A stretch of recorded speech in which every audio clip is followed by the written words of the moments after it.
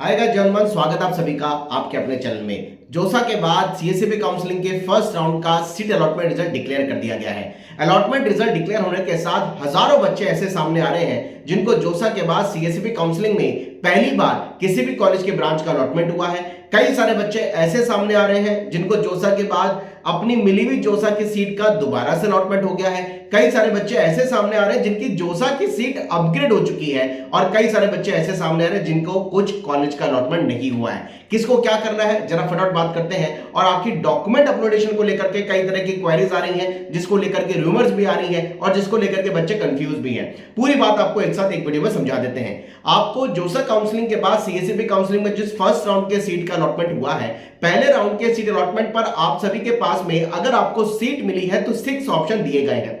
Freeze, float, slide का option, जिसका मतलब आप बहुत अच्छे तरीके से जानते हैं। अगर आप अपनी मिली हुई सीट से सेटिस्फाइड हैं, फ्रीज करिए। अगर आपको अपवर्ड मूवमेंट कराना है कि आपकी मिली हुई चॉइस से ऊपर किसी भी कॉलेज या किसी ब्रांच में आपको जाना है तो फ्लॉट करिए। अगर जो कॉलेज आपको अलॉट हुआ है इसी में अपवर्ड मूवमेंट कराना है तो स्लाइड करिए। लेकिन इसके अलावा भी 3 ऑप्शन आपको दिए गए हैं, जिसमें विड्रॉ का ऑप्शन है, सरेंडर करने का ऑप्शन है और एग्जिट का ऑप्शन है। सरेंडर करने का ऑप्शन उन बच्चों के लिए है जिन बच्चों को अपनी मिली हुई कॉलेज की ब्रांच से वो पूरे तरीके से 100% अनसेटिस्फाइड है कि वो उस कॉलेज के उस ब्रांच में जाना ही नहीं चाहते।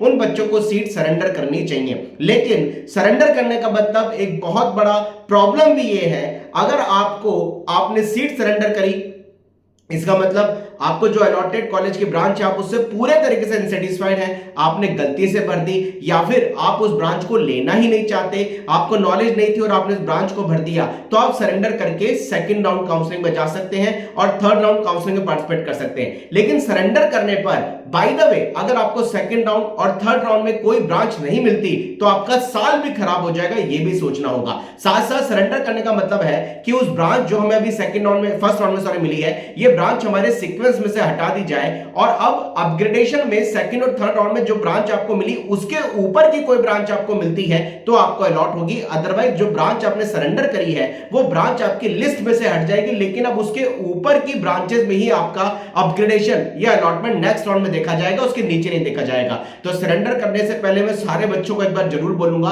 कि अगर आपने मिस्टेकनली कोई कॉलेज की ब्रांच भर दी और वो आपको फर्स्ट राउंड में मिल गई तो ही आप सरेंडर करिए।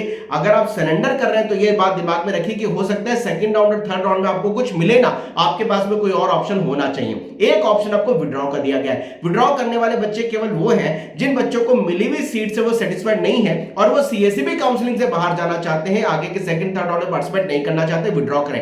एग्जिट का मतलब उन बच्चों के लिए जिनको कोई अलॉटमेंट ही नहीं हुआ और वो काउंसलिंग से किट लेना चाहते हैं या बाहर जाना चाहते हैं, वो एग्जिट कर सकते हैं। अब बात करते हैं भाई डॉक्यूमेंट वेरिफिकेशन का क्या सीन है। ध्यान से समझिए, अगर आपको जोसा काउंसलिंग में किसी भी कॉलेज के किसी ब्रांच का अलॉटमेंट हो चुका था, आपने जो सीट एक्सेप्टेंस फीस है वो डिपॉजिट करी हुई थी या फिर आपने सीट एक्सेप्टेंस फीस जमा करी और उसके बाद में पार्शियल एडमिशन फीस भी जमा कर रखी है, तो आपका कोई डॉक्यूमेंट वेरिफिकेशन नहीं होगा क्योंकि आपके डॉक्यूमेंट पहले जोसा काउंसलिंग के थ्रू वेरीफाई किए जा चुके हैं। लेकिन अगर आपने किसी क्रेडेंशियल में चेंज किया है, एलिजिबिलिटी में चेंज किया है, आपकी बोर्ड की एलिजिबिलिटी में चेंज है, कैटेगरी में चेंजेस है, उस कारण आपकी सीट पहले कैंसिल हो गई, तो आपका ड्यूल वेरिफिकेशन होगा। यानी सिंपल सी बात यह है, डॉक्यूमेंट वेरिफिकेशन केवल उन बच्चों को होगा जिनको पहली बार किसी भी कॉलेज का अलॉटमेंट हुआ है, यानी जोसा में उनको कुछ नहीं मिला, और डॉक्यूमेंट वेरिफिकेशन बच्चों का नहीं होगा जिनको जोसा में कुछ मिल चुका था और उन्होंने सीट एक्सेप्टेंस भी जमा कर रखी कि उनका डॉक्यूमेंट पहले से वेरीफाई हो चुका है। तो ध्यान से समझिए, डॉक्यूमेंट वेरिफिकेशन वाले कॉलम में अगर आपको जोसा में पहले सीट मिली हुई है तो वो ऑलरेडी कंप्लीटेड लिखा हुआ आ रहा है, तो उससे कंफ्यूज मत होइए। आपके डॉक्यूमेंट पहले से चेक हो चुके हैं, उनमें कोई नया चेक करने की जरूरत जोसा को महसूस हो रही है, सीएसईबी को महसूस नहीं हो रही है। जोसा ने उसको पहले वेरीफाई किया तो वेरीफाई नहीं होंगे। तो यार इन सब चीजों का ध्यान रखिए। अब आपको बहुत ज्यादा समझदारी से अपना डिसीजन लेना है कि आगे के राउंड की काउंसलिंग में फ्लॉट, स्लाइड, फ्रीज, एग्जिट या फिर विड्रॉल या सीट सरेंडर करके कैसे जाना है, क्योंकि ये लास्ट काउंसलिंग है, इसके बाद में नेट यू की काउंसलिंग नहीं होगी। मैं फिर बोलूंगा, अपने कॉलेज के प्रेफरेंस को पूरा दोबारा चेक कर लीजिए। उसमें किसी भी कॉलेज किसी ब्रांच में अगर डाउट है तो ऑनलाइन रिपोर्टिंग करने से पहले पूरा डिस्कशन करिए, उसके बाद में ऑनलाइन रिपोर्टिंग के प्रोसेस को कंप्लीट करिए। ध्यान से ये भी समझिएगा, आपको फ्लॉट, स्लाइड और फ्रीज करना जरूरी है। अगर आपने ये नहीं किया तो आप काउंसलिंग से बाहर हो जाएंगे, इस चीज का भी आपको ध्यान देना है। सरेंडर करने वाले बच्चे किसी भी सूरत में कॉलेज की ब्रांच अगर नहीं लेनी है और ये डाउट भी है कि यार ये लेनी नहीं है और सेकंड राउंड थर्ड राउंड में यही मिलेगी और नहीं जाना है तो ही सरेंडर करें, अदरवाइज मत करें।